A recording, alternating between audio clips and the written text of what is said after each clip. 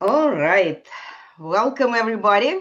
This is Irina Strunina and Kim Kyle, and we are starting our next eighth session on Diabetes 101 for Caregivers Crash Course.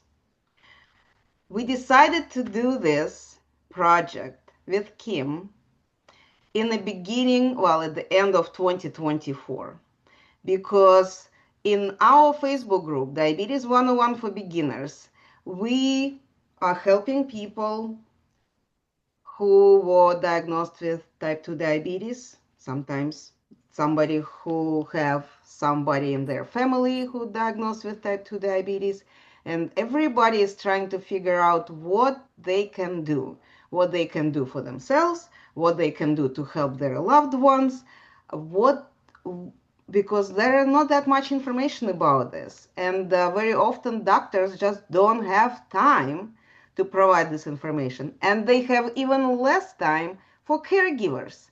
They need to educate the patient, so caregivers have to pick it up whatever they can somehow. So we decided that instead of you picking it up somewhere, somehow, whatever, we will organize for you, uh, a course of different presentations where you could learn about those details. What is insulin? What is A1C? What is A1C? How do you eat when you are diagnosed and you're trying to keep your blood sugar levels in the range that doctor is recommending? All these details are widely available on the internet. You could Google it, you could do the chat GPT, you could go to YouTube. All this is there. You will get a lot of information. We're trying to organize it for you. And Kim is doing a tremendous job summarizing everything that she was able to find with those search engines, but she is looking at it from her professional standpoint with her experienced 20 years of experience. This is something that we really can trust, right? I do.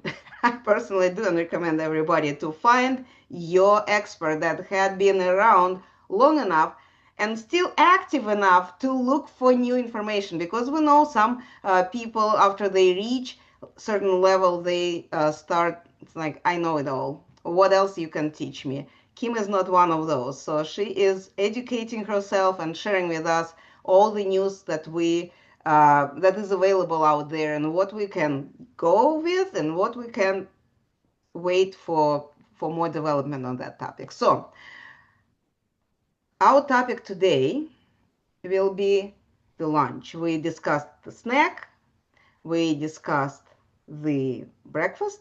Now it's time for lunch, and we will do the dinner, of course.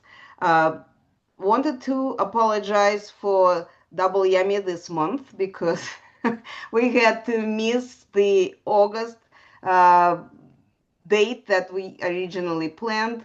There was the national holiday, there was some family issues, so we will do today the eighth session, and we will do in 3 weeks the ninth session. So keep your eyes open for the posts in our Facebook group. It will be there, it will be in featured posts, and we will be back with more information. But for today, I would like Kim, please, in 2 sentences, just introduce yourself, and let's go from there. We don't want to waste too much time for all this introduction. I'm Kim. I'm a diabetes dietitian, happily and faithfully serving the diabetes community for more than 20 years, honestly. But the reason I'm here is because of my dad, and his birthday is tomorrow, and he is in heaven, but he had a great life after being diagnosed with type 2 diabetes, because we took charge as a family, as his caretakers. And that's what I want to be for you. I was that for my dad, and now I can be that for you. And that's the whole motivation behind Arena's, reason why she's here. The reason why I'm here is because we were caretakers for our family members, and we know how hard it is and how much information you need to get started. you need to know a lot, as well as the person with diabetes needs to know a lot, but you are a big part of their success. Absolutely. So, Kim, real briefly, just I wanted everyone to, first of all, to know when I said that we had those presentations, it's available to you. You need to go to our YouTube channel, Smart Move 360, look there for the playlist Diabetes 101 for Caregivers, and it's all there.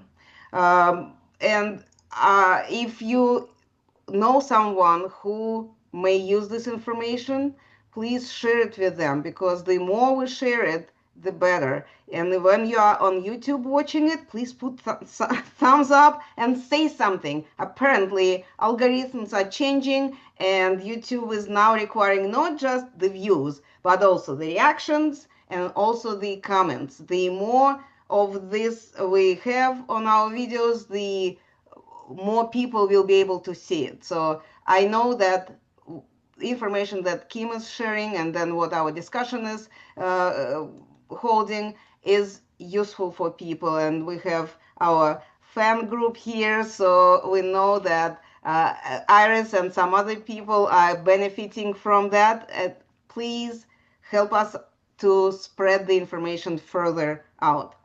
And with that, Kim, please go ahead and start your presentation. Thanks, Rena. Yeah, I was just through my brain, I was telling you, please let them know how to find the rest of the videos, and that's to go to YouTube and they look it up by not Caretakers 101, Diabetes 101 for Caretaker. It's under your Smart Moves 360 Yes. YouTube page. Okay. Yes. Yes. Okay.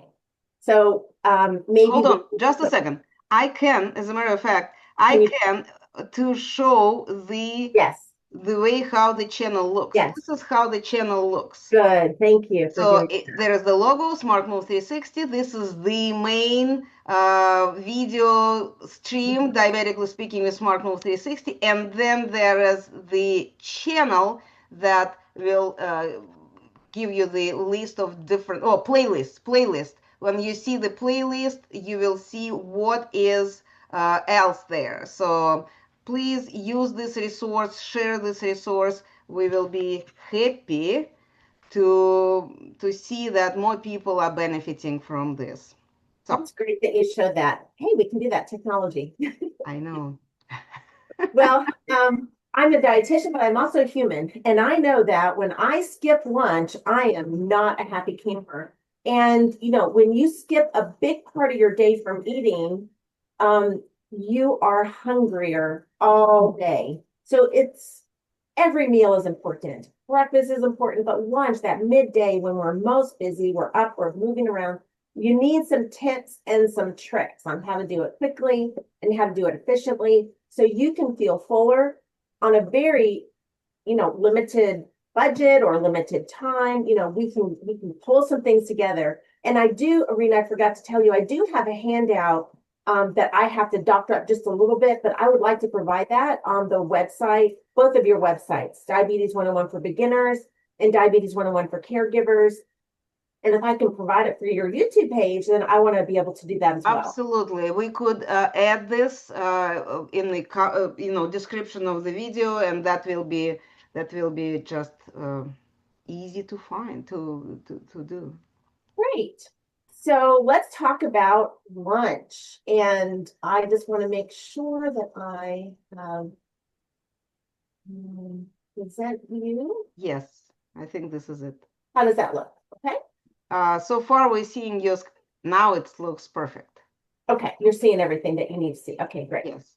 So we all go on a lunch break. Some of us don't. I mean, I find myself in my, 40-hour-a-week job is actually a 55 to 60-hour-a-week job that I'm sitting right here at my desk, even, between patients, just trying to get something in. But it is an important meal because we've been awake for about 4 to 5 hours. We really need that midday boost of energy. And so often, we find that everybody's afraid to eat carbs and, we shouldn't be eating this and that.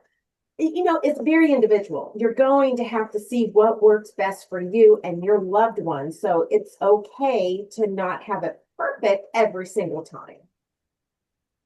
I just want to thank Irina again for just holding my hand through all of this. This is all you're doing. I'm here along for the ride, and am so thankful that I get to serve your community and our new community of caregivers the best way possible, just by giving them as much information as possible. And I'm just thankful to be on this journey with you. But I am a dietitian. I'm also a certified diabetes care and education specialist. So every 5 years, I have to add up enough extra credits to be considered a certified diabetes care and education specialist. That's all I see are people with diabetes. So I have the hours, I have the 19, 20 years of this community. So I do think I am a specialist and an expert in my field. I see people from all walks of life, every age, every type of diabetes. And, you know, being somebody with new diabetes, maybe you're caring for your spouse or a family member or a parent or a child. There's a lot of people out there giving information that might work for them, but it's not meant for everybody. So you have to just be understanding that, you know, somebody's on a carnivore diet and is working great for them, but that's maybe not be the right strategy for you. I don't mind you trying things, but don't just be tunnel visioned into it has to be this way or no way. We have a lot of room for flexibility. Everybody has a different journey with diabetes. Everybody has a different exercise activity. You know, everybody's different and their genetics are different. So we do have to be aware that it's not one size fits all. So let's back up a little bit. Let's talk about what really is diabetes, what classifies as diabetes. And basically, diabetes is just higher blood sugars longer. We identify that by getting our A1C checked every 3 to 6 months or once a year. And our A1C is a very interesting test. It's really the gold standard because the A1C is measuring how much sugar has accumulated on a 3-month-old blood cell. They're 3 months old at the oldest. So we want to take those 3-month-old blood cells and we want to find a way to measure how much sugar is attached to that blood cell over the past 3 months. So it's not for yesterday, it's not for a week ago, it's all 3 months combined into one number. And type 2 diabetes is diagnosed at 6.5 or higher. Pre-diabetes is 5.7 to 6.4. So often in my practice, if I had even a nickel for anybody who told me this, I'd be a multimillionaire by now. And this is what they say. Yeah, I've had pre-diabetes for a while, but my doctor never said it was really that urgent or I shouldn't worry about it. You should worry about it.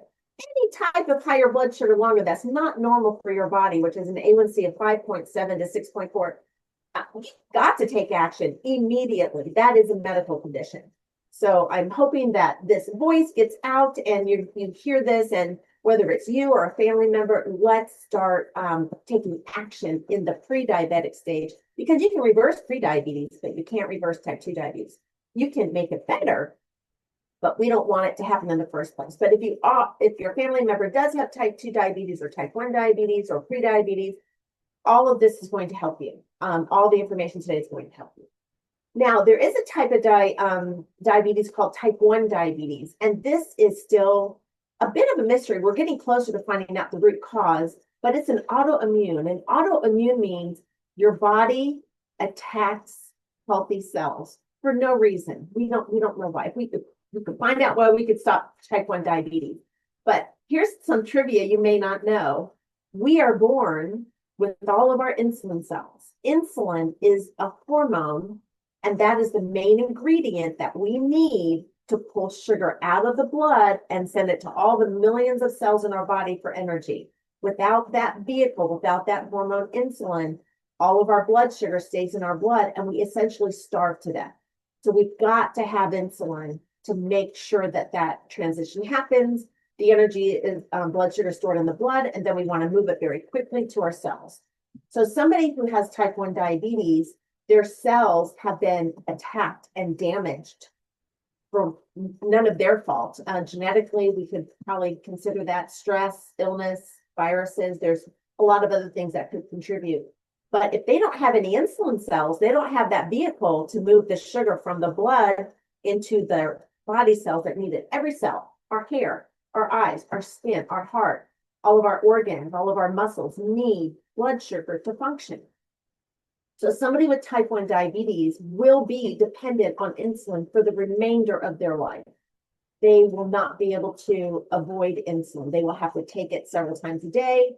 But we have great, new technology called insulin pumps where we can make that much better. But it is a lifelong condition, but you can survive with type 1 diabetes. The reason, a high blood sugar is important to talk about is because we have little tiny arteries in our body where that blood sugar flows. And if you can imagine one of those, I always think about this when I talk about some visual reasons why blood sugar control is so important.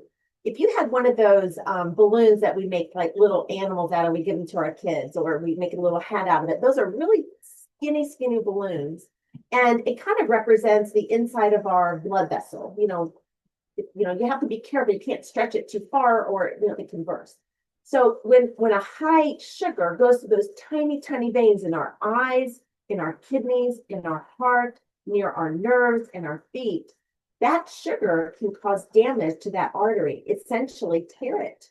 That's exactly what happens. Sugar is very abrasive. It's almost like sandpaper on tissue paper, which is, it's not good. So a high blood sugar longer tears apart or deletes the integrity or the strength of that blood vessel, and it bursts. And so it can cause damage to the eyes. We have blindness. Kidney failure is probably the first organ to go, are the kidneys. You have to be kind to your body because your body's got to last for your whole life. So we've got to get these blood sugars down as quick as possible. So in type 2 diabetes, your body does make insulin, but something's happened. The insulin is just not working. It's almost like it's there, but it started vacation or retirement early. It's there, it's asleep. We got to wake it up. We do have ways we can wake it up. We do have medications that can help, wake up that insulin. We can take insulin even if we have type 2 diabetes. So there's lots of ways that we can help, but a lot of it is lifestyle. So getting to the root cause and not just putting a Band-Aid approach on it by going on carnivore is great, but why did we get a high blood sugar in the first place? So there's a lot of, diet strategies, fitness strategies, but medication strategies, I'm such a big fan of them. I practice for so many years. I'll have somebody I'll see, and then 5 years later, I'll see them again. So I might see them and they're like, yeah, I can do this on my own. I know what to do. I don't need a dietitian. 5 years later, I see them again. They're like, I really never did anything. And now my blood sugars have been higher for 5 years and now I have complications. So as a dietitian, if your doctor wants you to start medicines, do it. Just do it to get your blood sugars lower until you can start to do those lifestyle behaviors that we know will naturally lower your blood sugars. It's so important to stop the damage as soon as possible. So getting rid of those high blood sugars, yes, you might need some medications right now. You might need insulin. You might need something to really change your blood sugars quickly. Do it. Some people are very motivated to get on right on top of the diet, the exercise, the weight loss. They do everything that they can, and that's great. But in my 20 years, I'll tell you, that's a very small percentage. So sometimes we need a little bit of a help and do it. It's worth it just to get on the medications, get feeling better, and then you can start all the other things that we know that will help you for the rest of your life. So I've already talked about prediabetes, but here's something really interesting I want you to know. You can feel around your neck. If you start getting skin tags in your later life around your neck, that could be a sign of prediabetes. You know why I know that? Because I got skin tags right as soon as I started menopause. And guess what I had? Prediabetes. I had prediabetes. I didn't know that menopause would wreck my hormones that way, but they did. But that was one of the things that I noticed. I'm like, this is so weird. And then I realized that's a sign of prediabetes. The other thing is a dark circle around your neck. That is also another sign of insulin resistance. You may not be pre-diabetic yet, but that would be just something visual that you can see. And usually you can see it on darker skinned people, more prominent but it's more of a velvety texture to your skin, and that could be a sign. So you may not need any blood test to know if, maybe I should get to the doctor and get checked, but everybody should be going to the doctor once a year to get checked, to see it, how your A1C is, if you have it in your family. Your family member now has diabetes, and you want to make sure that they get their blood checked, not only just for the A1C, but we've got cholesterol, we got all those other things that we want to watch. We want to watch the liver, especially if you're starting medications. So there's a lot of reasons to stay in touch with your medical team. All right, so that is that okay, Irina? Did I go through enough of what is diabetes? Yes, I think this gives people who did not get this information at doctor's office a general understanding of what they are dealing with. So there is a diagnosis, and there are ways to manage it, and let's learn those ways. This is all we need. We need to know the tools. Great, great. So lunch, we all remember going to school and carrying our lunch boxes. It's a really big part of the day, especially if you're in school. You got to have some brain energy. And, carbohydrates give us that brain energy. But the history of lunch, the term lunch, I didn't know. I guess it's a French word. Luncheon. I mean, we all have luncheons, but I didn't know that was referring to a snack. Because lunch is, for some of us, is a pretty big meal. For some cultures, it's the biggest meal of the day. In Europe, they actually shut down the whole city after lunch, right? I don't know if it was that way in Russia, where Irina's from, but I know when I visited Germany that you can't go shopping after lunch. Everybody's asleep, taking their siestas, they're hanging out with their family, or they're having just a really long lunch. So it is something that I think every culture treats differently. But it's just supposed to be a brief meal, and the workers, in the early days, and nowadays it's something that's also quick, but it's much, much larger. And I think we do need to take this into consideration, that if you don't have lunch, you will be hungry the rest of the day. It's really a huge meal that you need. If it's just the only meal you have in a day, maybe have a big lunch and then a snack for dinner, that's okay. But I think it's one of the better meals that we absolutely need to be paying attention to.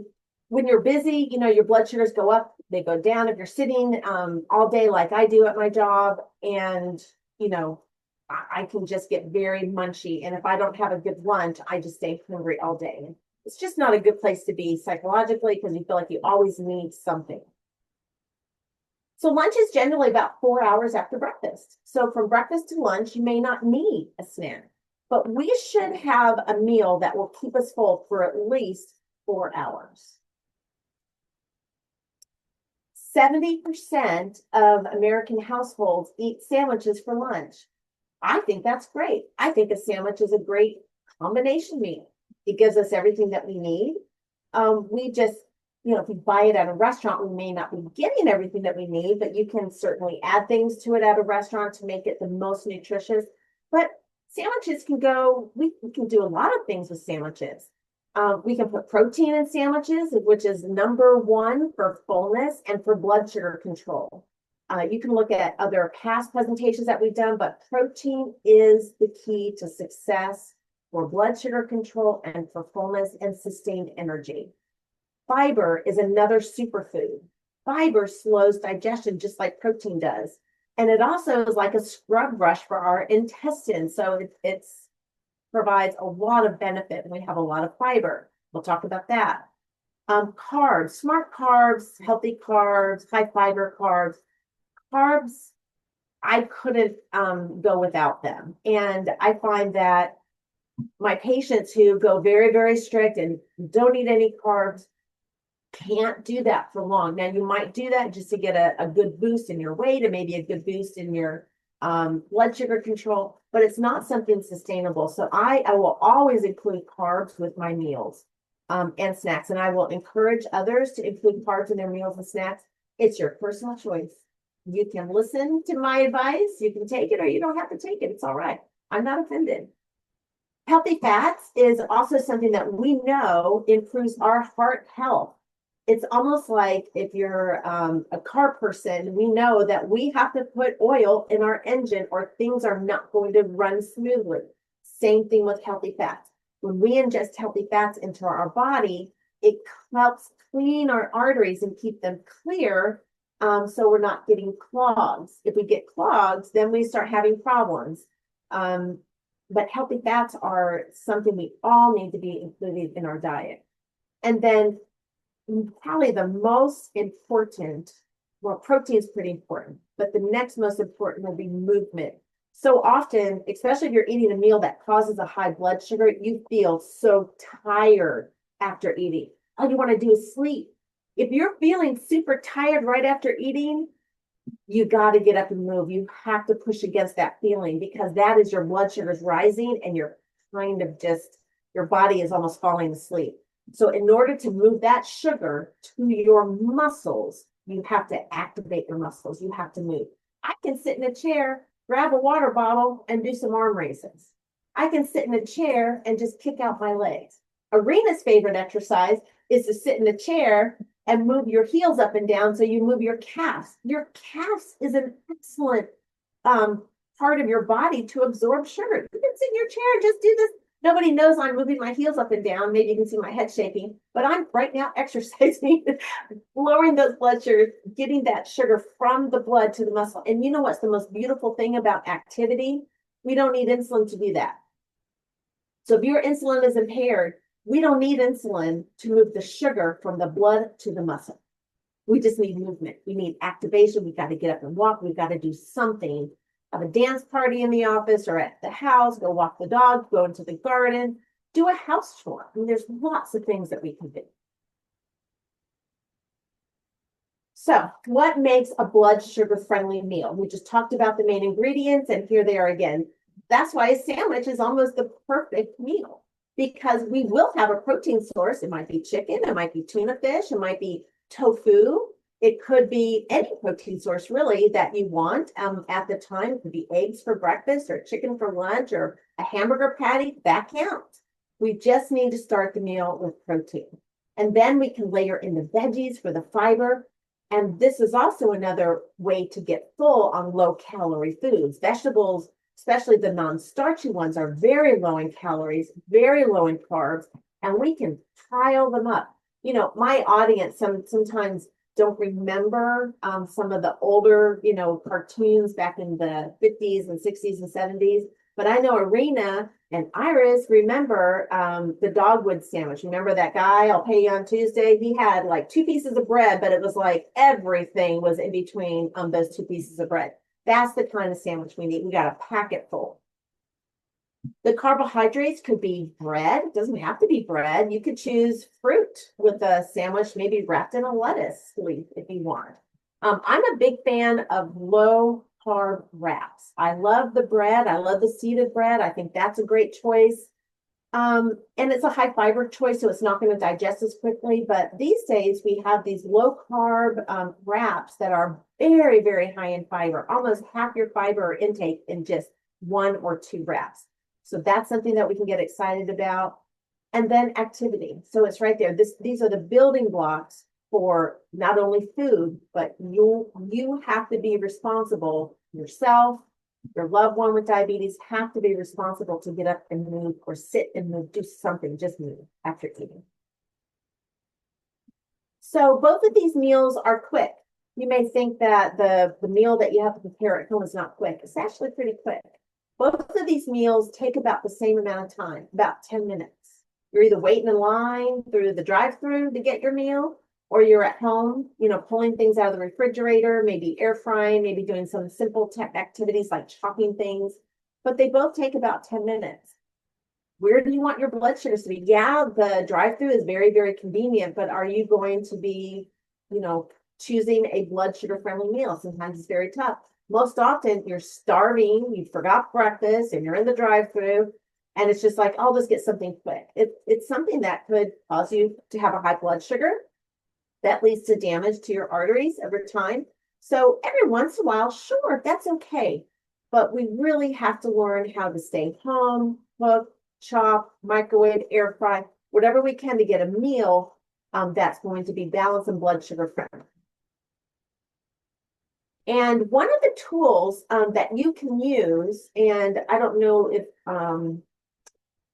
there's somebody in our audience that definitely has a sensor on, but one of those continuous glucose sensors, you can get it through your insurance, but however, if they're not going to cover it, there is another meter, a sensor called Estelo, Stelo. You can just go to their website, stelo.com. You don't need a prescription to get that sensor to start seeing how are your blood sugars after eating. It's a really eye-opening experience. If you've never used a sensor to monitor your blood sugars, it will change your life. It will absolutely change your life because you'll know, number one, what meals cause the higher blood sugars, and then you'll know how quick activity lowers those blood sugars. It's really fascinating. So Stella.com, you don't need a prescription to get it. You just buy it from the website. You can use your health savings account money for it, FSA money for it, to get those. But I will be talking more on that. Probably, Arena, that's a conversation that we should have again on the continuous glucose sensors. Absolutely. And I just wanted to let everybody know that so far we are not paid for promotion of CGMs.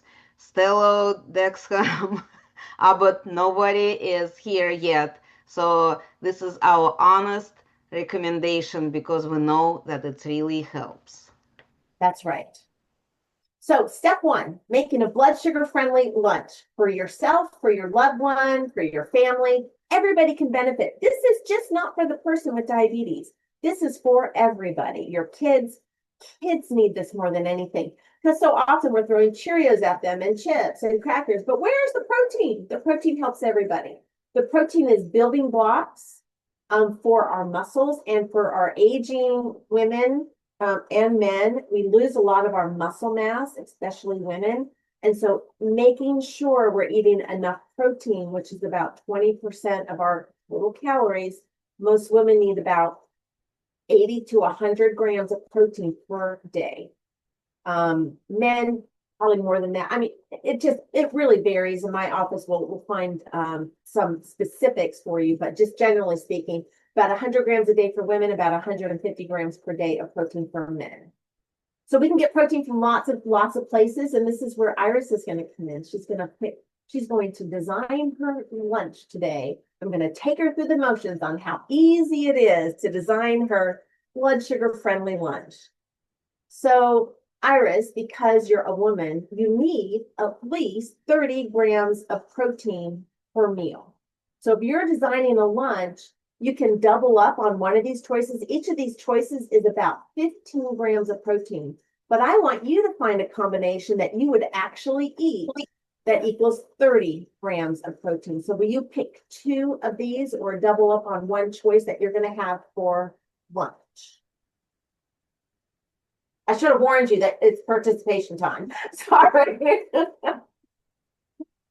Okay. Well, let's see. I would do the 6 ounces of yogurt. And I prefer the Ocos Pro with the 0 sugar. Okay, so the Pro will give you 20 grams of protein. Let's do one additional protein choice that will increase it, like the hemp seeds, or we can have the edamame, or we could do. I definitely mix hemp and chia seeds in my yogurt. Perfect. So look at how easy that was to get up to 30 grams of protein. We're going to have just a Pro yogurt made by Ocos. We're going to add 4 tablespoons of hemp seeds. That adds 10 grams of protein. We've got exactly 30 grams of protein. That is great. And you can pick steak if you want. You can pick steak and shrimp if you want. You can have cottage cheese and edamame. It can be endless combinations. And that's how we should be doing this. We shouldn't tell somebody they have to eat this. Let's make you a list, a menu of items that you get to choose from and mix and match. So we have animal proteins. We have vegetarian proteins.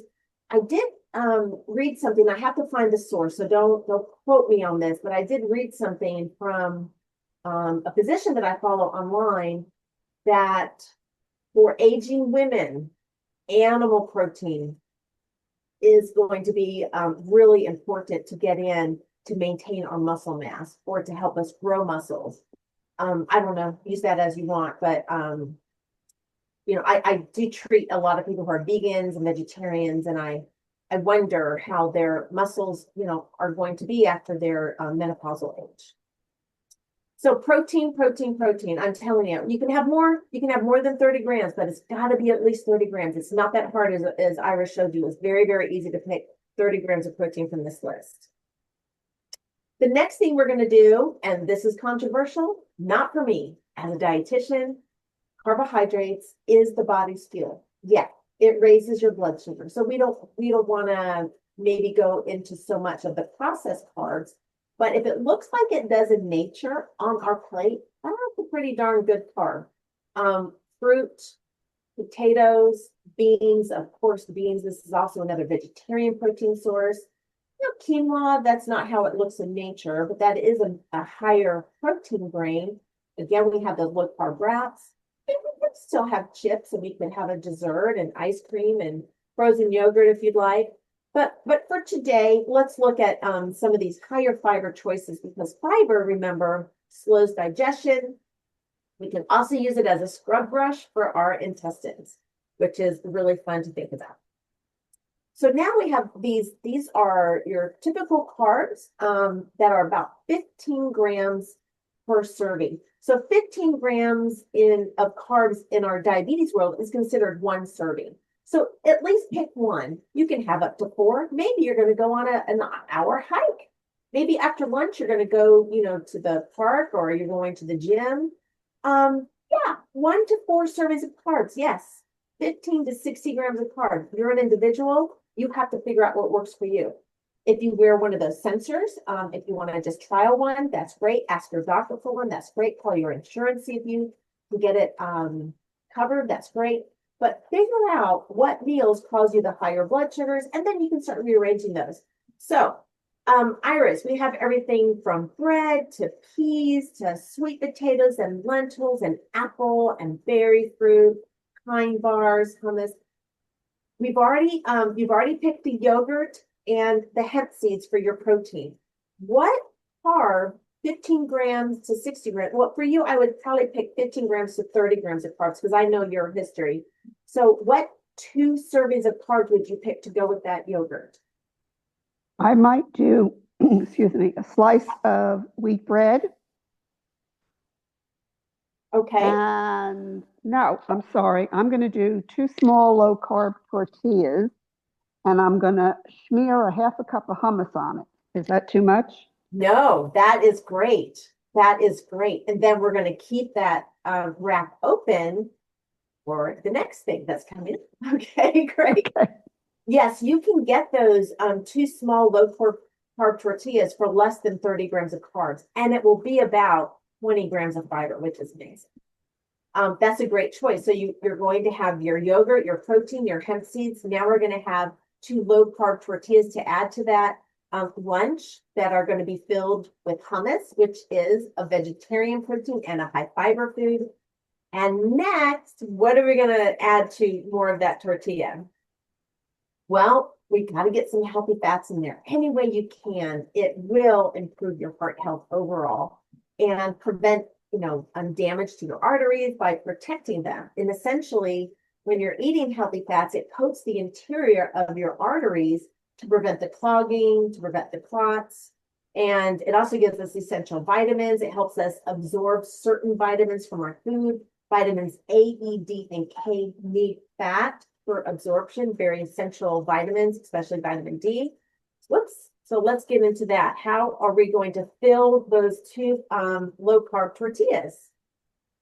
You can pick one from the healthy fat and then more than as many as you want from the veggies. I would probably, let's see, for the healthy fat, I might do a tablespoon. I don't like peanut butter, but I would do almond butter, unsalted almond butter, if that's okay. And I would slice some tomato. So, are you going to put the almond butter in your yogurt or on the hummus wrap? On the hummus wrap. Okay. See, I would have never thought of that, but because I'm giving you choices, you get to put any combination that you want. I think that's brilliant. So now we have the yogurt, the hemp seeds for the 30 grams of protein. We're having the wrap with the hummus in it. We're going to add the peanut butter, and we're going to slice some tomatoes. That is a great meal. That's Iris's specialty meal, and that is blood sugar friendly. And I bet you on your sensor, you're going to see the blood sugars going up very slowly, and that's a good thing. But now we have the last part, and I would like to ask Iris, and I know that you have some limitations here. What are you going to do after you eat that lunch? How are you going to move around? Hmm. I'd probably just take either a walk outside in my backyard and just take out the flowers and things like that, or I've been known to vacuum. Yeah, that's good.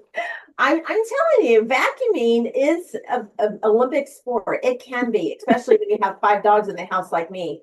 I'm Well, telling you, I it's a have 3 workout. cats, so yes. And you've got 3 cats, so you could vacuum the couch, you could get the little thing and vacuum the curtains. I mean, that's moving your muscles. Any way you can move your muscles, you're going to lower that blood sugar much quicker.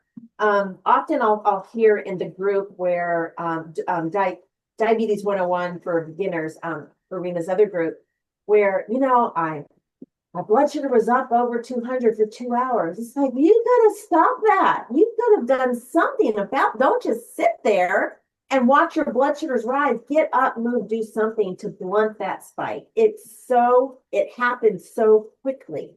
You just have to experience it to really be motivated to continue that. Iris, have you had that same experience? Yes, I have. And if I've been in a situation where I'm eating a meal and there's just no opportunity for me to move because I'm out or something, and if I happen to look at my Stello, it goes up a lot faster. Yeah, that's Yeah. right. Maybe Yeah. you're Raise your heels right away. Start Yeah. raising your heels. That's right. Yeah, you can just do Good that. idea. Toe taps, heel raises, you got it. That's great. That's always a good reminder, Rena, because it's the one thing that we forget about. We have a calf. Our calves have a muscle in it, and our calf muscle is a very good way to lower the blood sugar. I heard from a cardiologist that said there's 2 parts in our body. We have the heart here in our chest, and the second heart is our calf muscle. He said the lowest part of your body, it is so important to move that lowest part of your body to get the blood pumping so you don't get a clot. So again, it's another reason why we have to keep reminding ourselves that Arena has great advice. Okay, so your muscles crave your sugar. And the way I like to think about it is our muscles are just little teeny tiny doors that have this little bit of sugar in there. There's only a little space for the energy. Remember, sugar is not always a bad thing. Our body does like to have some blood sugar for energy. We can make it. Our body makes it from our liver. So we have another on-site manufacturing plant for blood sugar. We can eat foods that increase blood sugar, but just a little activity opens up the doors of your muscle to release the sugar to continue the activity. Once the sugar is gone or the energy is gone from the muscles, all the muscles want to do is fill it back in. So again, it's the best natural diabetes medication that you could take. And I think we've talked a lot about muscles and exercise, but even 10 minutes can qualify as exercise. So when it comes to meal planning, and I don't have a visual of what Iris put together, but I will tell you, she just followed the plate method. That's what this is. We pick our protein, we pick our veggies, and then we have our carbs on the side. We can make thousands and thousands of combinations out of just knowing these 3 simple tips and tricks: protein, veggies, and carbs. The protein and the veggies, we want to take up most of the space. So on this plate here on the right, I probably would have maybe 1 more chicken tender. And I think I'm going to have another type of vegetable, maybe some green beans or broccoli, something a little bit more veggies. And now it's that perfect plate where we're having the quinoa, the brown rice, we're adding veggies to that. And that's how you can think about visually. If you don't want to remember the numbers visually, we want the carbs for most women to be less than a measuring cup. So I have a measuring cup somewhere here, if I can find it quickly. There we go. So a measuring cup full, well, it's the same colors as my background, you might not be able to see it, but a woman's fist balled up, probably a woman who's at least 5.3 or 5.4. I don't know, Rena, your fist might be a little bit smaller than mine. She's tiny. But your fist is about the same size as a measuring cup. So a measuring cup after cooking of your favorite starch, it's the right answer. It's about, you're going to get in the ballpark. It's actually a good exercise to cook whatever you cook. And don't do this every time. It's too much to do. But once, fill up the measuring cup and put it on your plate and see what it means. So your eyes will recognize the amount. You could spoon it and see how many spoons fit in this one measuring cup or half a cup, because it's sometimes we will be surprised how small half a cup could be.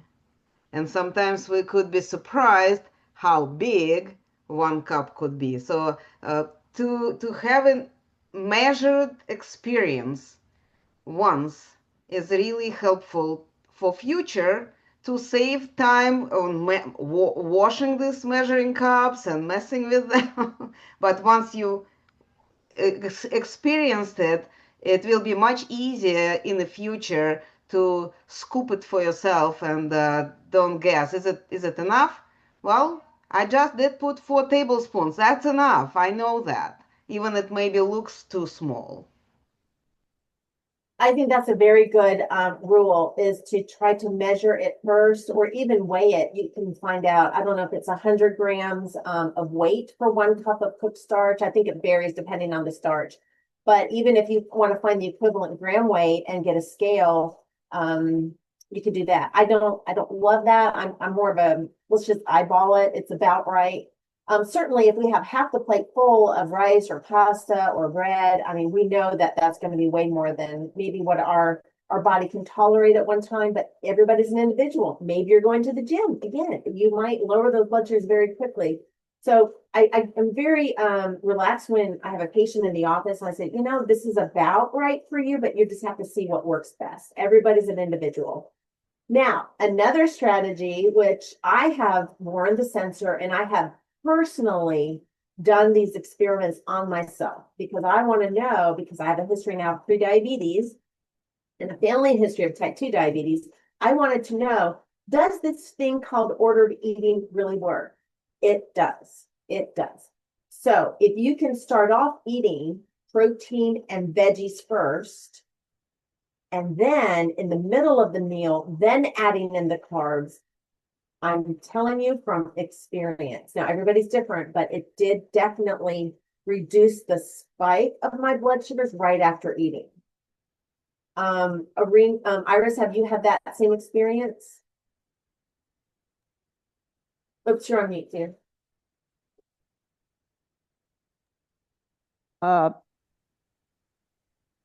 I've tried to do that, but a lot of my meals are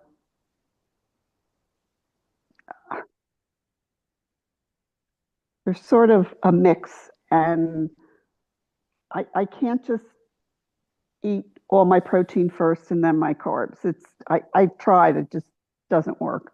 That's okay. That's okay. It can just be the first couple bites can be protein before you add the carbs.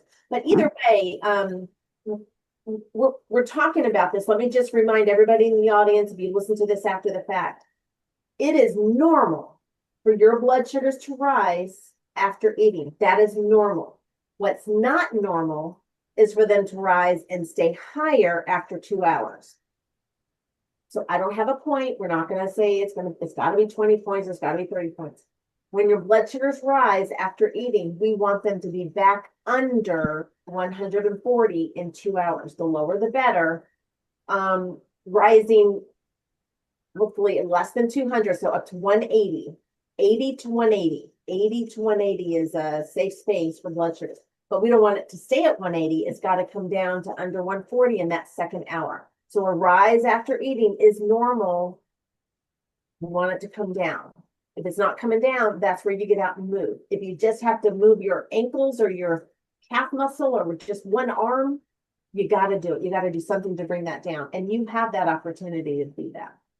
I wanted to add that I personally didn't experience it, but somebody I know who was hiding that they have pre-diabetes, they shared with me that they found that didn't even experiment, it just happened that when they eat their meal the usual way, they have the different speed with which the blood sugar goes up and the height where the curve goes. And then somehow it happened that they had the salad before the meal, and that made all the difference. They had the salad, just veggies, just like green leaves, whatever it was in the salad. They had the salad first, and then had exactly the same meal because they cook once a week and they don't do much of difference. So had the same thing, but the a rise of the glucose was much lower, and it went down much faster. So that was for them eye-opening. They did not know that this could make a difference. So just the experience of somebody to share. Irina, that brings up another great topic. There's a famous study done. I'll have to find it now that I'm talking about it. They did that same experiment, but on the salad, they put a vinegar-based dressing on the salad. The other salad was a fat-based dressing. The vinegar-based salad dressing, same meal, everything. The only difference was the dressing on the salad. The vinegar-based salad dressing people had much lower blood sugars post-meal compared to the fat-rich, like a ranch dressing or blue cheese. So that leads to a famous study that was done. Yeah. So there's a lot of things out there that you can try. Just try something. Try something. That's a great conversation. So yeah, I like quick and easy meals, just like Iris says, and Irina, we're busy. I'd love to cook if I have time, but this is something very easy. And this actually, we didn't plan this, Iris, right? But this is kind of similar. So we're gonna pick some low carb tortillas. And if I were to show you a brand, I know, you could be watching from another country or other state, and I don't know how easy you're gonna be able to see that, but we could see low carb balance wrap. That's my best thing ever in my refrigerator right now. So we're going to choose those for high fiber and low carb. We're going to get some hopefully low sodium, deli meats, and you can add, 6 slices for 6 ounces, which would be about 30 grams of protein. We can just double up on that. And then we're going to add fiber, like Iris is going to do sliced tomato. You could do pickles. You could do lettuce. You could do spinach, cucumbers. It's unlimited what you could put in that wrap. And then you add the hummus instead of the mayonnaise for some extra fiber and extra bonus of protein. So there's so many layers that you can add to this one sandwich, but it's really a wrap. That's a grab and go. You can add a side of this because the wraps are so low in carb. We can add some, high protein yogurt and a half a cup of strawberries or blueberries with some chia seeds on it. I mean, this is a full course meal, just like Iris had already designed. So this is, and I have been drinking these yogurt drinks recently. I really like these. This is by Chobani. It's a 20-gram protein yogurt drink, and that would match perfectly if you didn't want to do like a bowl of yogurt with this wrap or a sandwich. The next idea could be quinoa. Hold on, let me turn the volume off. I didn't know that had music. So we could do a quinoa power bowl. And quinoa is intimidating. I actually cooked it from scratch last week and I needed a lot more water than what I had thought. But did you know you could go to the rice aisle and go find minute rice? They come in these little microwavable cups. They have an organic red quinoa cup, has no sodium in it. You just microwave it for a minute and it's perfectly cooked quinoa, and it has a carb count on it, which is about 35 to 40 grams of carbs for one little container.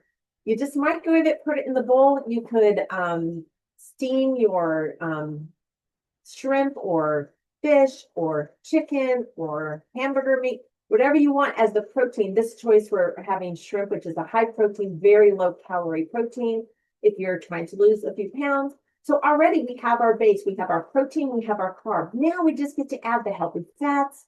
In this case, we can do an avocado, we can steam some broccoli, put that in there. We can chop up some bell peppers. We can put I mean, it's endless. We can put celery in there. It's endless what we could do. And you know how quick that was? That's 5 minutes. That's way faster than going through the drive-through. And you are going to feel more full by choosing something like this. Something might be different than what you've tried, but listen, you might love it. I love bowl meal. It's my new favorite thing. You can have pre-cooked chicken that you grilled on Sunday that you're going to chop up and put in there. There's lots of ways to do this very quick and easy. I just sometimes go to the seafood section of my grocery store and have them steam the shrimp for me. I take it home, put it in the refrigerator, and it's there whenever I need it. We do a lot of salmon burgers, which are delicious, or just salmon in the air fryer so fast. So there's lots of ways that you can change this, but the base is protein. We're doing a high protein, high fiber grain like quinoa instead of white rice or even brown rice. And then we're adding on whatever veggies we have in the refrigerator, and you will feel amazing and very full and very energized after a meal like this.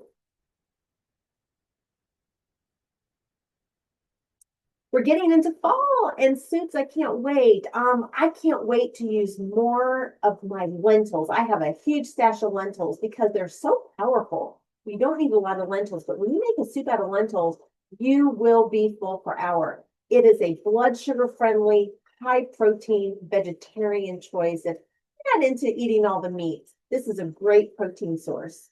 Lots of cultures use this daily, and I love to use it because it makes it soups a little thicker. You can mash it. You can mash it and make even a bread out of it. There's so much you can do with lentils. So we're going to make this meal vegetarian by using either a prepared lentil soup, or we're going to make something on our own. And some add-ins to increase the protein you may not have realized, but there's something called nutritional yeast. It's very cheesy flavor and will go perfectly well in a soup like this. And then hemp seeds.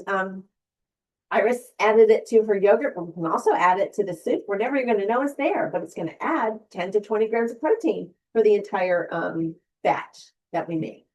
We can drizzle in some olive oil for some healthy fats, but endless supply. We can add in shredded carrots and kale, onions, bell peppers, steamed broccoli. We could put cauliflower in here.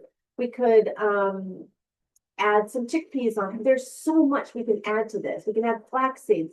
So the list is endless. So go back to those lists of the protein, the veggies, the healthy fats, and the carbs, and really realize that it's endless how you can prepare meals like this. And lentils are not that hard to cook. If you have an Instapot, you can make it very easy, or even a crock pot. Endless recipes online. You can go to ChatGPT, you can go to Google, you can go to the American Diabetes Association, which they have a great meal planning website, and I should have added it here. It's called diabetesfoodhub.org. Diabetesfoodhub.org. Doesn't that look delicious? I love that. I am just like you, struggling sometimes with, why am I doing this? It's so hard. It just so much easier just to eat what I always eat. But this really got my attention. It's choose your heart. And I think just let this sink in. You might have to read it a few times, but you know what? Testing your blood sugar sucks, and it sometimes hurts, and nobody wants to do that. But not knowing what your blood sugars are, and not knowing that you have some things going on that you're not able to care for because you don't have that knowledge, that's harder. Testing your blood sugars is not a big deal. Having the problems because you didn't check your blood sugar, that's harder. Choose your heart. Changing how you eat is hard. Is anything with change is hard. It's not supposed to be easy. It's supposed to build character. It's supposed to give us knowledge. Living with long-term complications because you decided you didn't want to change how you eat, that's way harder. Think about that. Saying no to certain foods is hard. Yeah, we all have cravings. I have cravings. I'm just like you, all just like you. I choose not to have certain craving foods in my house because I'm very tempted. Not saying no to certain foods is hard, but losing your eyesight or your kidney function, that's harder. So choose your heart. Taking medication or insulin is hard, but having a high blood sugar that leads to diabetes, ketoacidosis, way harder and could be deadly. So pick your heart. Exercising when you're tired is hard. We're working, we don't feel good. If we're older, our arthritis is getting us, bringing us down, our knees hurt. Sit in a chair, raise your calf muscles. Struggling with low energy every day because you're not moving that sugar out of the blood into the cells, that's harder. So move, do something. You can do something every single day. Cooking and planning and shopping, that is hard. But going to fast food and, not paying attention to your blood sugars and just settling for what is just the bare minimum, that's harder. Asking for help is also hard. And that's why Irina made this group, because she didn't have the help she needed when she was going through this with her family. There's a lot of people I know in my group, in my practice that, I'm the first one to tell them, it's going to be okay. Help has arrived. You are supported. We're going to get you through this. It's the first time they've ever heard that from anybody. So that's what we're here for. Don't look any further than right here and the Diabetes 101 for beginners or this caregiver group, reaching out to us personally so we can help you. But trying to manage everything alone is harder. So that's why we're here. Thank you for your time. It was a pleasure. You can find me on social media. Just search my name on Instagram and Facebook and you'll find me. More to come though. I'll have more things that are concrete that you can actually tap into. And Rena and I are working on that as we speak. Absolutely. Thank you, Kim. This was great as always, and I am so happy that you went through so many details. Some of it you spoke about on our breakfast discussion, but we heard from psychologists, psychiatrists that you got to hear information at least 7 times, and now they are saying that we have to hear it 18 times before we take action about the information that we've heard. So the more often we discuss that, the better hope that we actually can finally implement it in our lives. And when I looked at this final slide that you showed, so much truth to every statement there. And funny, I just had yesterday a conversation with somebody, and I was saying very much similar things that you were saying. That yes, a lot of times it's really hard to make a change. It's really hard, but the complications and living with complications are much harder. So consequences. So you got to weigh what would you rather? What would you rather have? And and it applies not only to meal choices for people with type 2 diabetes. It applies to choices how teenagers behave when they're teenagers. Would you rather spend more time right now studying, but it will be much easier for you later at your school or at your work because have more knowledge on a topic? Uh, Same thing. It's hard to talk to your loved one in your relationships about your feelings, about what you are experiencing, the emotions at the moment. But if you don't talk about it now, it will be much harder to resolve your conflicts when it arrives, because it will arrive. It will be there because you have something not spoken out. So it applies to everything. It's hard to make a change, but consequences are harder. So when we think about it and if we remember about it, it probably will help us in the future with other choices we have to make. And I appreciate you bringing it up. It's such a life lesson. It's not only about diabetes. That's my 5 points. I have actually a question about lunches since we're talking about lunch today. And this question comes not from me, really. Being and managing this big group, Diabetes 101 for Beginners, we have there, now it's, crazy to say, we have hundreds of thousands of members in the group. Never thought I will pronounce that, but this is what we are working with. This is how many people actually are looking for information, looking for help, and looking for support. And one of the very often questions that is being asked there, people bring different shakes and different, protein powders, and like, what about this for lunch? What about this for breakfast? What would you say about the milkshake, for example, for lunch? How do you feel about it?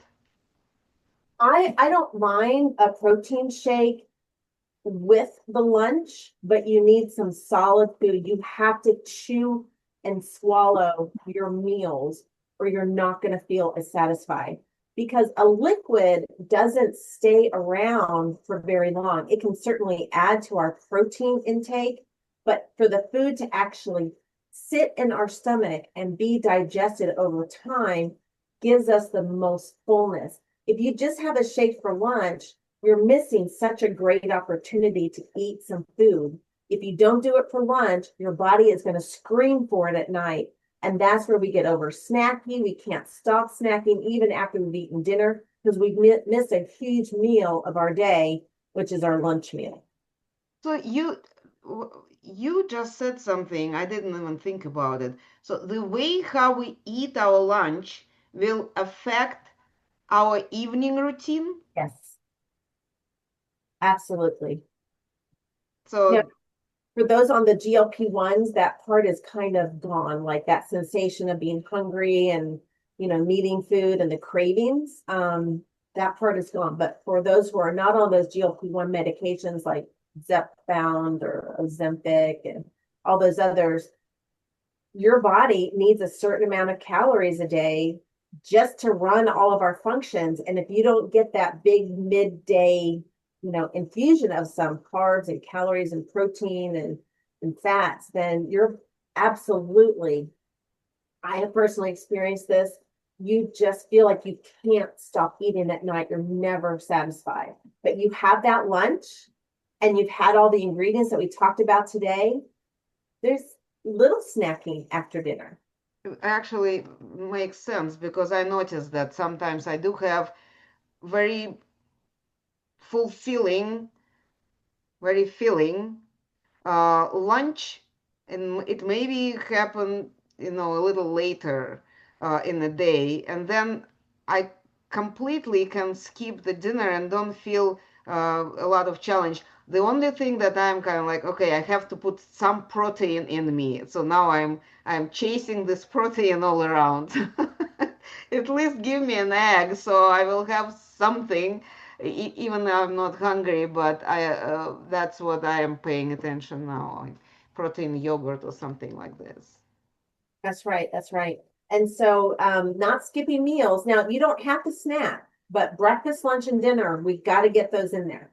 Yeah, absolutely. I agree. And to me, I'm sharing my personal experience, but of course, my experience is very different than everybody else's experience because of my lifestyle and my health conditions and everything. But I know that when I have a good meal, my body has material to work on, to process, to digest, to put it where it's supposed to go, and it's busy until my next meal time.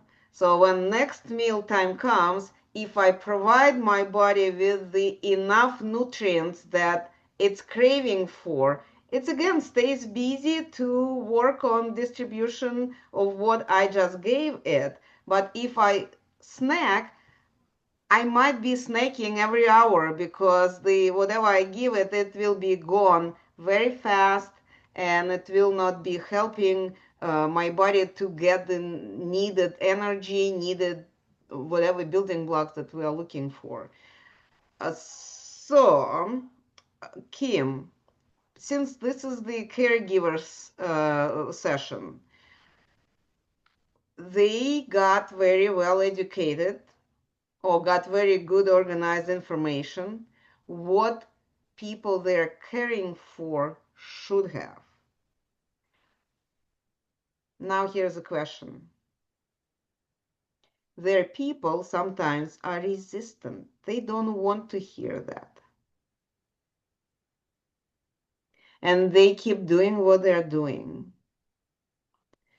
In your experience, what is the effective way to help them to start actually paying attention to these moments?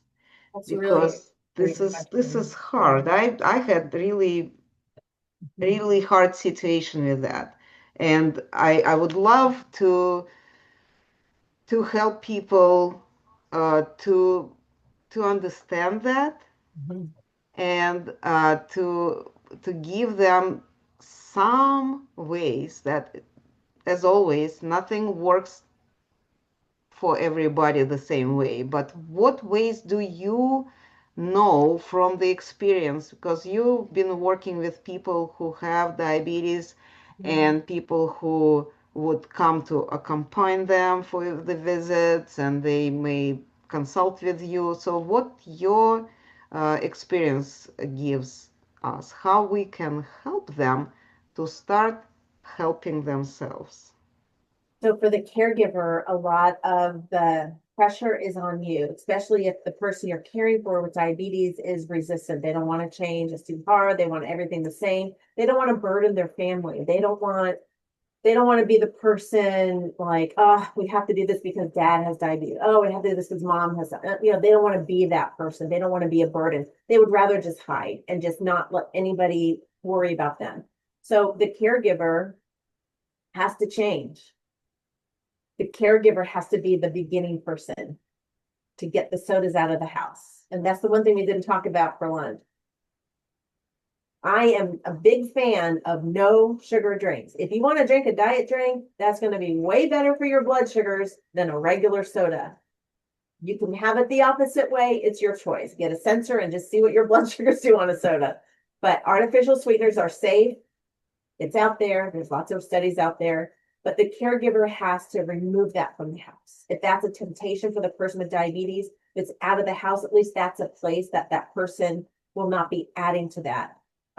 Yeah, the people with diabetes will be resistant. They don't want their families to suffer, but actually this is going to improve the family's health. So we're going to bake things more. We're going to grill things more. We're not going to fry everything. We're going to add more veggies. We're going to, try new recipes. We're going to do new things. And so on the caregiver to introduce a new meal every week, getting diet drinks and more water in the house, maybe some flavor enhancers, not pushing the person with diabetes. I will tell you that's the worst thing that you could do is be critical of them. Like, why didn't you, the finger comes out and the voice is raised, that never helps. But being the example and say, you know what, I'm going on a walk. You want to come with me? Or, hey, we're going on a walk. Let's go. I mean, in some way, that person may not be receptive right away, but they're going to see you making changes and they're going to see you putting in the effort. And that's usually what brings them over to your side. It is very hard to have diabetes. And listen, I have patients who just decided not to do anything. And it wasn't a very good result for them. And their families were very sad about it. My uncle was one of them. He, just continued to just do whatever he wanted to do and eat whatever. He was just a happy guy. He just wanted to stay that way. And food for him was that happiness. And so it didn't work as well for him. But my grandmother, who was also a Salvation Army minister, she said the pork did it to me. She just couldn't get rid of those favorite things, and she did lose her legs, and she was blind at her death. So yeah, some people don't ever get it. But that's their personal journey. You can't force someone into compliance. You can be the example and you can encourage, but you can't force, because it's just going to be the wrong strategy. So the caregiver might need somebody on the side that they can talk to, that they need a counselor, because it's stressful to save your family member's life. It was stressful for my family. My dad, I didn't want him to die at 55 years old. We hadn't even started any, any relationship as an adult with him. So it wasn't easy for him, but he saw his daughter. I went back to college to be a dietitian to save his life. And he's like, shoot, you're doing that for me?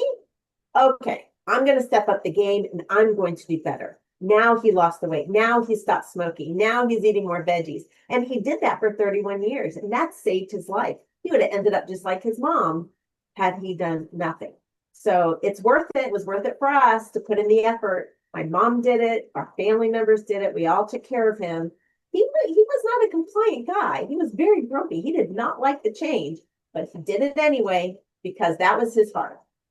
Absolutely. Yes, I agree. And from my personal experience, I do know that I was like, for me, I am on board, especially because before the diagnosis, I knew that the way how we sometimes ate was not good. I always was pretty athletic person, and I knew that this is something, and I wouldn't eat that bread, and I wouldn't eat that pasta or potatoes in such quantities as was offered. And we did eat a lot out. We were traveling, we were eating out quite a bit, and you know how the restaurants serve their meals. It was not healthy portions anyways, and not rightly uh, built up.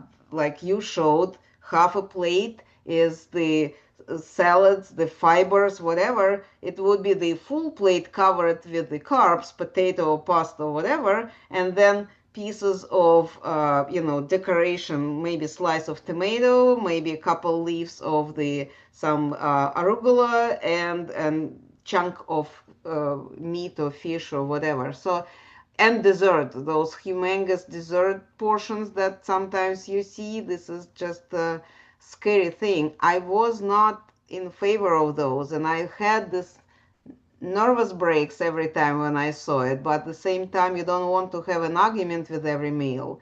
So that was a challenging part.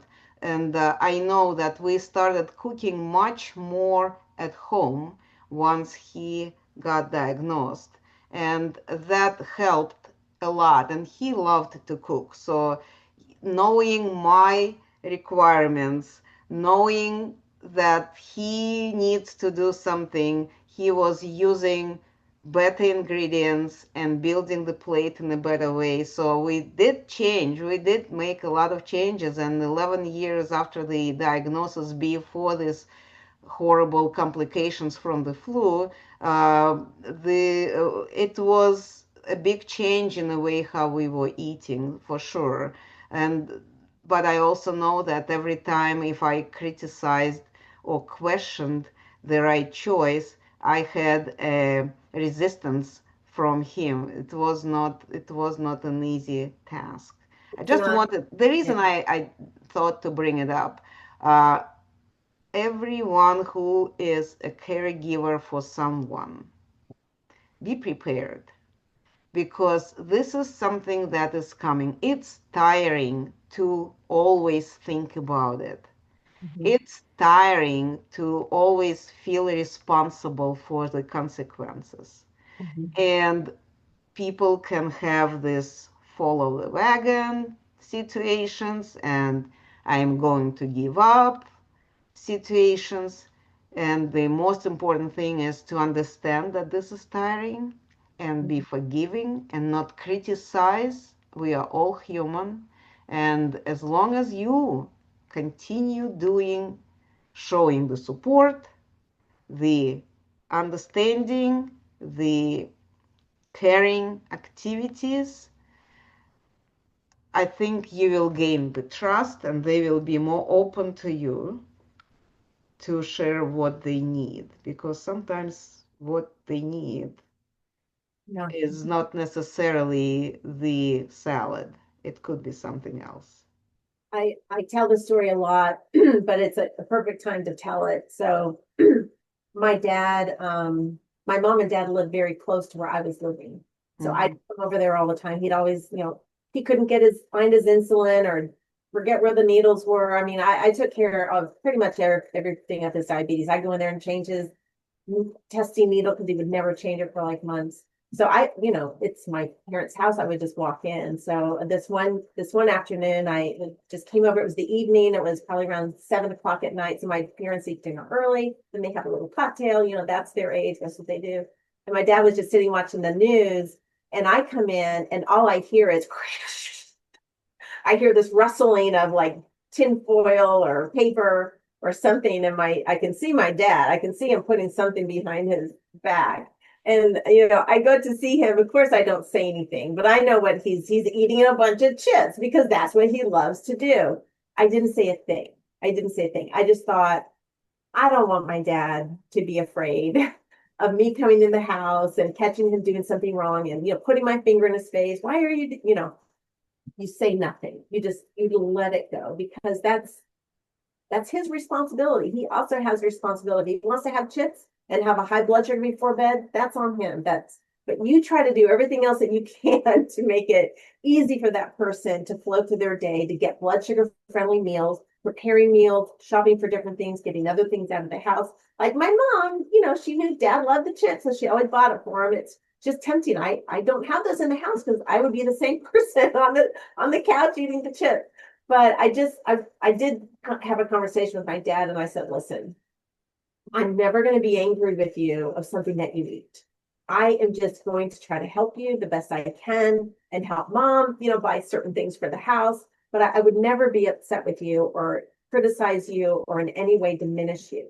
And just so you can, if you want to eat something in front of me, I'm not going to give you a hard time about it. But when you're at my house, I will prepare things that I know that are great for you to eat. And I'll encourage mom to do that too. But they needed to hear that I'm not going to be mad at you. You don't have to hide this from me.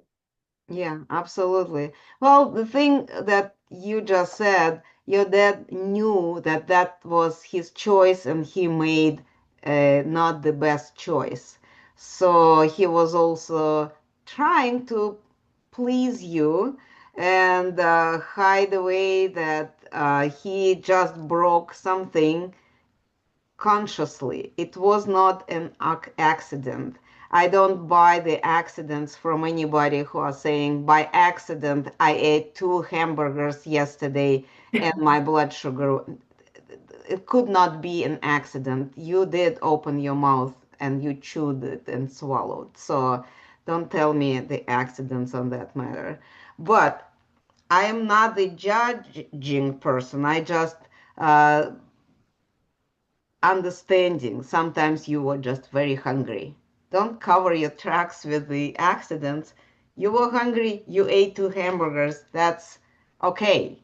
Just please, let's see how we could avoid this situation in the future. So you will not be that hungry at the moment when it's time to eat, and you will be more in control of how you eat and what you put on your plate. That's the whole point of this whole breakfast, lunch, and dinner series is packing all the foods into that one meal because that's what you have time for. That will give you that lasting fullness so you're not, running into those situations. But it is a personal responsibility. And this is your body, this is your diabetes. The caretaker in your life wants the best for you and they love you but you get to choose what you want to choose ultimately. And that's a really hard place for the caregiver to be in because they do want to be that heavy-handed, controlling person, but that will send the person with diabetes into hiding, deceiving, not showing you what they're doing, not showing you their labs, because they don't want anybody to be critical. They want to hide. They don't want to be a burden. And that's really what it's about. Just don't look at me. I'm fine. Go about your day. And then, you find out they have, stage 5, kidney failure. And now they have to have dialysis. And you didn't even know they were in kidney failure. So Absolutely. it happens all the time. Yes. So wrapping up, we are a little shorter than 2 hours, but I think this is okay. The most important information we already shared. We had some discussion, and thanks to Iris for volunteering, being volunteered to answer the questions that you had for audience. But I wanted uh, to end this session with this, that every caregiver needs a caregiver. Okay. Diabetes is a team sport, Yeah. and it's really hard to do it by yourself. If you are the one who is living with that diagnosis, or if you are the one who is caring and providing support for those people. Keeping in mind, you are two different people. You can have different emotional response to any trigger. So let's allow each other to have this response. And if you need a support, we are here. This is why we started the whole series, and actually a community. So if you would like to be a part of this community, please reach out to me, to Kim. We are in a Facebook group, Diabetes 101 for Beginners, and we will gladly accept you to the community for caregivers. This is not a secret, but it's a private community. So you need an invitation to be a member of it. With that, Kim, one more time, thank you very much for sharing this. We discussed with Kim during the presentation, and I promised her that I will let you know that you are now obligated to post in our Facebook group, Diabetes 101 for Beginners, that slide that talks about diabetes, type 1 diabetes, type 2 diabetes, and pre-diabetes. Kim texted me, messaged me saying, we need that slide in the Facebook group. And I said, we will obligate Kim to do that. So please post that slide just by itself. You don't have to say anything if you don't want to, but this is something that we would like to have for people to see.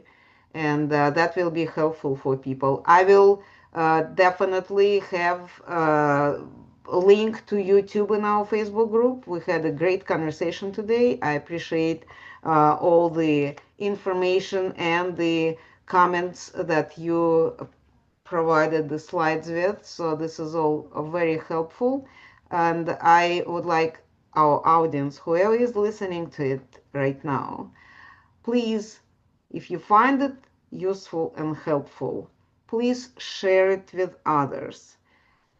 Give them the link, give them the referral, or simply make a comment, hashtag and the name of the person who you're looking, referring to, hashtag or @sign, I don't remember which one. And this person will find that link and they will be able to watch that as well. So this is very important for spreading the information. This is our goal, to make the world aware of this information, because the lack of information causes the damage. When you have the knowledge, you have the choice. And by the way, I'm talking about it as well. We published Diabetes 101 app. It's now available for download in Apple and Google stores. This will be our hub where we will give you the access to information and to people who carry this information. Kim is there. Trevor is there. Many other people are coming to be there. So we want you to have direct access on your phone to these people, and we want you to be able to go ahead and make a selection, what is most important at this time for you, and have a tool to use it.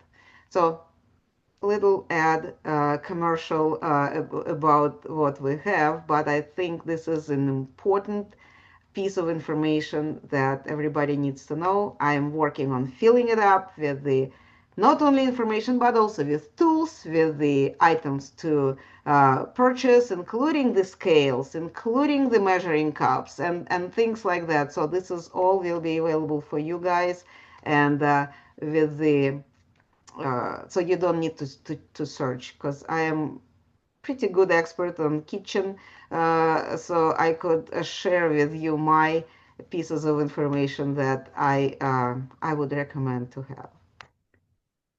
All right.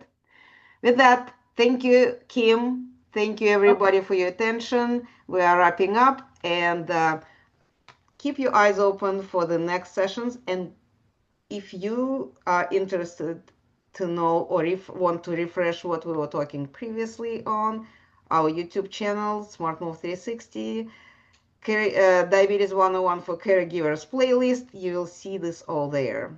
Have a great day.